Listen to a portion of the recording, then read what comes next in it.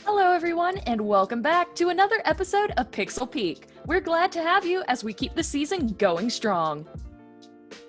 There's a lot of news concerning the upcoming next generation consoles, as well as some general gaming news. Let's get into it. The PlayStation 5 has a lot of conflicting information about the possibility of backwards compatibility, but it seems like it is taking a negative turn. Nintendo released a brand new Direct detailing multiple new releases as well as revitalized games and game packs. The developers behind Witcher 3 report that they will be updating the game to the PS5. They also revealed plans for an upcoming mobile game which will bring the world of The Witcher to life. Animal Crossing has brought Super Mario themed outfits to the small island, with plans to bring themed furniture later on. Animal Crossing is also adding political yard signs to the game. For this week's analysis, we're asking PC Analyst Walker Peters what the deal is with the new NVIDIA RTX graphics cards. All in today's episode. Let's get right into it. I'm Sydney Thompson. And I'm Kristen Lawrence, and we hope you enjoy your stay here on Pixel Peak. Since the announcement of the PlayStation 5, there have been rumors going around on the question of its backwards compatibility. With the PS4, we got to see a good level of backward compatibility, which allows the PS4 to play games from previous PlayStation consoles. But it has been said that the PS5 will not have the same level of compatibility. Sony itself has not released any information, but it has been stated that the PS5 will not be compatible with the original PlayStation, PS2, and PS3, according to the support FAQ page on the Ubisoft website. It's worth mentioning, however, that while this information is on the Ubisoft website, the info does vary from region to region. For example, the Australian page states that they will be backwards compatible for the PS4 games and not for the older iterations, but the US equivalent doesn't mention these platforms at all. There are some reports from July that speculates that the PS5 will have a wide array of backward compatibility, as well as being playable from a cloud-based game library. Back in March, the Senior VP of Platform Planning and Management for Sony, Hideaki Nishino, had stated that the PS5 will support the overwhelming majority of PS4's 4,000 game titles. While there is still some confusion on Sony's plans, several game developers have already pledged to support PS4 versions of their games for the PS5. Some of these games being CD Projekt Red's Cyberpunk 2077 and Treyarch Raven Software's Call of Duty Black Ops Cold War. 2020 celebrates Super Mario Bros. 35th anniversary, which prompted Nintendo to release a special Nintendo Direct that revealed many new upcoming games and game packs. To start with, Super Mario 3D All-Stars was announced, which combines 3 classic Mario games which are in 3D. You will be able to get Super Mario 64, Super Mario Sunshine, and Super Mario Galaxy in one special pack. The original Super Mario All-Stars pack, composed of Super Mario Bros., Super Mario Bros. The Lost Levels, Super Mario Bros. 2, and Super Mario Bros. 3, was released on the SNES and will be available again on Nintendo Switch Online. Super Mario 3D World plus Bowser's Fury is another updated version of an older game, Super Mario 3D World. Sadly, this game won't be available until February of next year, but that does leave us with plenty of time to get more teaser trailers. Another new game, Super Mario Bros. 35, was also announced. This game allows you to compete against 34 other players, as you all race to complete levels in the original Super Mario Bros. At the same time. The twist is that what you do on your map affects the other players as well. The last Mario standing wins. Another new release, Mario Kart Live Home Circuit, was also announced, which will allow players to set up real tracks in their homes for a Mario or Luigi Kart toy, which they can control through the Nintendo Switch. Lastly, the Game & Watch Super Mario Bros. Handheld device was announced. This gaming device allows you to play the original Super Mario Bros. Game, as well as being a Mario Bros. Themed alarm clock. The announcement of the Game & Watch has sparked a lot of questions regarding the look of Super Mario Bros. When the game first released in 1985, the color palette was designed on the NES and was connected to TVs of the time. Both of these hardwares have changed dramatically over the years, which has raised concern over how to replicate the true look that the original game had. The Witcher has become a popular name in multiple mediums, such as books, a card game, a tabletop game, a Netflix series, and of course, the ever-popular series of video games. The Witcher has stood as one of the most definitive role-playing games in the industry and hosts detailed worlds that expand with each successive game title. CD Projekt Red, the developers behind the Witcher game series and the upcoming Cyberpunk game, have announced that their latest hit, The Witcher 3 Wild Hunt, will be updated for the next generation consoles, as well as made available to those playing on PC. Many visual improvements will be included with this next version of the game, as well as ray tracing and faster load times. Also, to note is that the update will be free for those who own the game already on PS4 or Xbox One. More news from the Witcher universe includes CD Projekt Red revealing an upcoming game called The Witcher Monster Slayer. It will follow the content of the main series, but as a mobile game which uses the real world as a canvas. As demonstrated in the short teaser trailer, the app will allow you to hunt out monsters in your surrounding areas. It's not that straightforward though. You'll need to learn about the monster you're hunting as well as properly prepare by getting the right potions and craftables to face your opponents. Besides using your real-world location, the game also includes the current weather and time of day to be more immersive, as well as having an effect on the monsters in-game. Besides hunting monsters, the player will also be able to complete quests that are inspired by the game series. With the current state of the world, many gamers have found ways to escape into the world of video games. One of these escapes being a deserted island in the world of Animal Crossing. All over the internet, players are showing off their islands and trying to get their favorite villagers to come and visit by making their island fun and unique. Since its release, there have been a couple of updates, and with the fall season, more updates seem to be on their way. One of these upcoming updates is Super Mario Furniture. Nintendo has added other Nintendo game-themed items in past Animal Crossing games, so this is a detail that older Animal Crossing fans will be looking forward to. However, besides the announcement of the release goal of March 2021, there are not many specific details in regards to the update as far as what items will be added. Till then, fans can still create their own custom clothing or patterns with Super Mario themes from scratch in the game. Another major thing taking place in the Animal Crossing world is its involvement in politics. Now they have signs for not just your yard in the real world, but also for your yards in Animal Crossing as well. Yep, American politics have found its way into Animal Crossing New Horizons.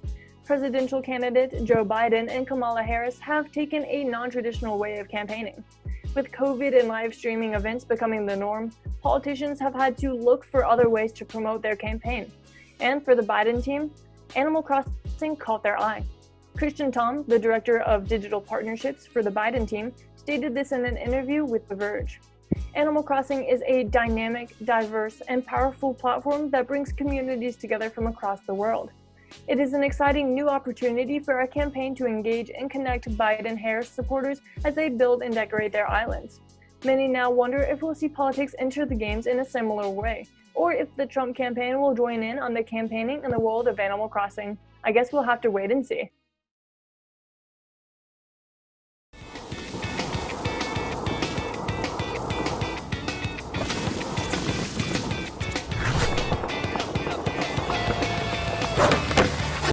Tony Hawk's Pro Skater 1 and 2 is a skateboarding video game developed by Vicarious Visions and Activision.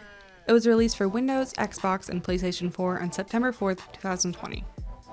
It is an outstanding remaster that was originally released in 1999 and 2000. When I say outstanding, the maps are practically identical to years ago with the added benefits that you think 2020 may bring. Everything on the screen is shiny and new. When creating your skater profile, you have points available to allot to different categories. You can make your skater really amazing at ollies, grinding, or have incredible speed. I love customizing characters, and there was a lot of options for hair and skin color, along with makeup and hairstyles. You can even play as Jack Black. The game also allows you to play as famous skaters Tony Hawk, Bob Burnquist, Rodney Muller, and more, all from the original games. You get some added new skaters as well. Multiplayer is where you can really show out, though.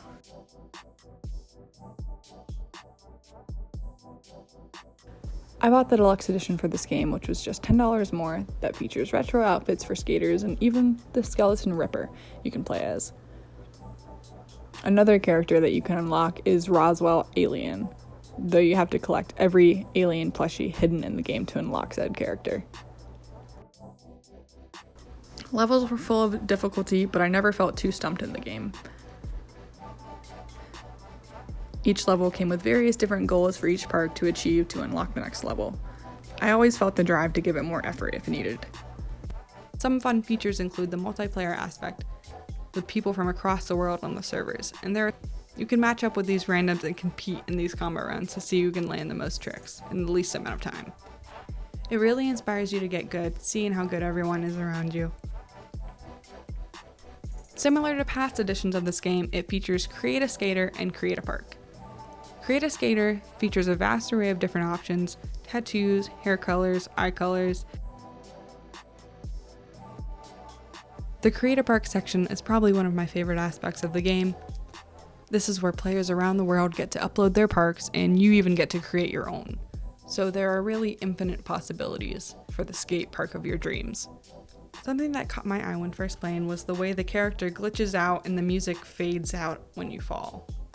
I thought that part was super cool and really immersive, and similarly, when you rack up enough combo points and your special meter is full, the music gains intensity, which is amazing. The soundtrack features great hits from bands featured on the old soundtracks, such as Goldfinger, Rage Against the Machine, and Bad Religion, and new hits from over 30 new artists as well. There was even a skip feature, and you could remove songs from the playlist if you may not like them. Free skate is where it's at. You can play every map with no time limit, no matter if you have unlocked the map or not yet. That is something I also really enjoyed, just free skating and listening to the soundtrack and hanging out. Overall, this game gave me a really nice feel of what my childhood was like. It was a great remaster that I never realized I needed. I'm hoping for a Tony Hawk American Wasteland remake next. Seeing those maps revamped would be everything. I would rate this a great game. I find myself wanting to go back to play it, even after about the 20 hours you can get before beating all the levels. I haven't played any Tony Hawk games in probably about 10 years, but the tutorial was super helpful. Tony Hawk guides you from learning an ollie, to wall riding, to grinding, to verts. It helps you learn super quick, which is great because the maps thereafter were timed just about 2 minutes to finish each level and unlock the next one.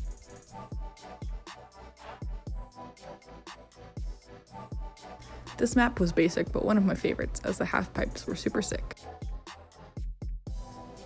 This is Pool World, a skate park made by a player. There are some really awesome courses, and some ones that are just goofy and fun. A lot of players have created rail challenges, which are super fun to try to accomplish. I kept retrying this one, and I really just wanted to make that turn. The feel of this game is pretty authentic with the way movement goes. You can get tossed far and wide if you mess up a landing. You will feel it too, with the immersive vibration through the controller. I played this on a PC, though with an Xbox controller attachment. I think the maps have done nothing but improve. The camera angle is picking up the entire course feel more natural. This game was great, down to the way the light hits the character, the non-stop soundtrack, and the countless other quality of life changes. The feeling from the original games is still there, with everything you could imagine being improved for the better. This was a beautiful remake. For this week's analysis, we turn to Walker Peters, our PC specialist, to talk to us about NVIDIA revealing their next-gen graphics cards. How are you doing today, Walker? I'm doing great. That's awesome, man. If you don't mind, I can go ahead and start right into the questions. Let's get into it. Awesome. All right, my first one for you today is, what are the key differences between NVIDIA's past graphic cards and the next-gen cards? So the big features NVIDIA's touting with this next generation of their graphic cards is the upgraded ray tracing and AI rendering technology. Both of these are relatively new, exciting technologies that can vastly improve not just the user experience, but how detailed and realistic the graphics are. Ray tracing in particular is this new system where The GPU simulates the way light particles hit objects in the game, creating extremely dynamic and realistic graphics. It's definitely interesting right there. But how do the RTX 2070 and the RTX 2080 compare to the new RTX 3070, 3080, and 3090? So the first thing you'll notice when looking at a comparison list of the specs is both of the 2000 series have 8 gigabytes of VRAM. Now, the newer ones in the 3000 series have 8 gigabytes at minimum, but the 3080 has, I believe, 11 gigabytes, and the 3090 has a whopping 24. This is obviously a significant increase. Not only this, but they're using updated versions of the aforementioned technologies such as ray tracing and AI rendering technology. I believe the 2000 series were the first to introduce that. So these are new, updated, more efficient, and impressive versions. And then, of course, all of the rest of the pieces, such as processors, cooling units, they're all updated. And I believe the 3090, in fact, has 2 streaming multiprocessors as opposed to just the one of every other card. And at the same MSRP, there's no real reason to go for a new 2000 series card anymore. You might be able to find it for cheaper secondhand, but if you're getting a new card, the 3000s will be the best value regardless.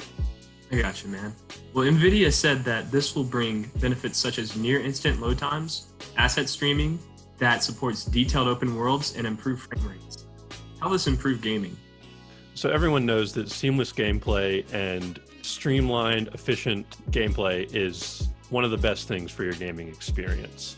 Load times in particular can really disrupt players, and they're just annoying. So anything that reduces that or lag or frame rate stutters is great. Now, of course, a lot of games can manage with just smaller or less fancy graphic cards, but a lot of the newer games coming out, especially ones that can be modified, overclocked, and graphically intensive ones, they just require the level that these cards brings to bring out their full potential. And I know in PC gaming, dedicated hobbyists love trying to bring out the full potential of games. You can find mods, overclocking guides, just so much to bring out the complete potential of these games. Having the full potential is something we always need for gaming, but the RTX 3080 starting price will be starting at $499. Do you believe that price is justified in any way? So the 3070 is the cheapest of the new series at $499, while the 3080 is $699 and the 3090 is $1,499. These are all obviously very expensive pieces of equipment, but I do think that's justified. These aren't being up-to-marked ridiculous amounts. These are just very technical, precise, expensive pieces of equipment to produce. Cooling units, the processors, that's all. Not only is it expensive, but it's the best they can get. So while it is steep, it is justified, and graphics cards are very much a luxury item in the first place. Oh yeah, absolutely. It's just, you look at the prices, and when you're starting to build a PC like me, it's just really expensive. But yes, it definitely is justified as well. But my last question for you is, what do you want to see out of the next-gen graphic cards, or just NVIDIA in general? I think what I'm most excited to see is the exciting use of this technology in actual applications instead of just theory and technical lingo used for marketing. It's easy to say this graphic card is the best, this ray tracing will look so great, but it's nice to see great examples of that in action. And there are some games out there that already use it, but the features like this can be pushed a lot, and it'll take a while to see the full applications of it. And another thing is these do have applications outside of gaming and rendering 3D graphics. For example, if you've ever used the website thispersondoesnotexist.com, the faces generated on there are generated using NVIDIA's AI technology. So it's just always fun to see unexpected and impressive uses of the technology. Well, that's all the questions I had for you today. I'm really glad you were able to come out and spend the time to sit down and talk to me today. But thank you for your time, Walker. Glad to be here. All right, well, that's going to do it for this week's analysis. We're going to throw it back to Sydney and Kristen to close up the show. That is another episode of Season 5 all done and dusted. Thank you for tuning in. And if you're excited to watch new Pixel Peak episodes, they come out every Monday at noon. They premiere on watchoutTV.com, Skybest Channel 20 and 1020, Spectrum Channel 198, or on AppState's Campus Television Channel 23.3. The best way to be reminded about upcoming episodes is to follow us on Facebook, Twitter, and Instagram at Pixel Peak App TV. We'd like to thank our amazing crew for another spectacular episode. Thanks to writers Rebecca Larson and Josh Beal, PC Analyst Walker Peters, and producers Nick Corbin, Elise Taylor, Haley Cypher, and Jacob Barber for another week of impeccable gaming industry content. Thank you so much for watching, and we hope you enjoyed your stay here on Pixel Peak.